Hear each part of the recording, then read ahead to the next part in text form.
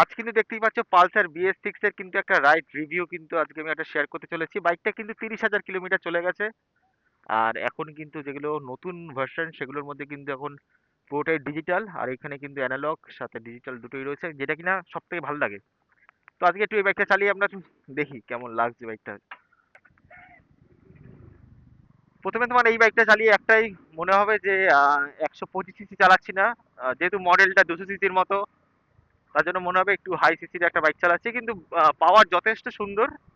আর এখন যেহেতু এখানে এত সুন্দর একটা RPM মিটারটা রয়েছে, তো একটা চালাতে একটা ভালো সুন্দর ফিল আসে।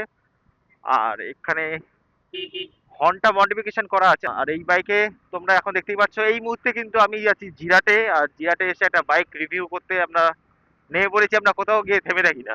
পালসারের মধ্যে কিন্তু এই ব্যাপারটা আছে যে ব্রেকিং সিস্টেম খুব ভালো, মিরারটা খোলা আছে, আয়নাটা খোলা আছে।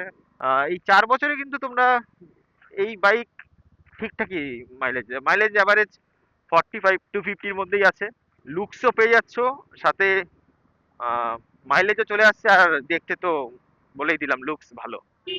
বাইকটা কিন্তু এখনো চলার পর এখনো খুব সুন্দর রিফাইনমেন্টের সাথে চলছে। যদিও আমাদের এই বাইকটা কিন্তু E20 পেট্রোল সাপোর্ট করে না, সোজা না বাদিকে E20 এটা সাপোর্ট করে না, এটা E10 এর বাইক। তাও কিন্তু আমি ওনারকে জিজ্ঞেস করবো যে কেমন পারফরমেন্স হচ্ছে এই বাইকটাতে। কারণ পালসার একটা প্রত্যেকটা ছেলেরই কিন্তু ভালো লাগে। আর তোমরা আজকে জাস্ট জায়গাটা দেখো,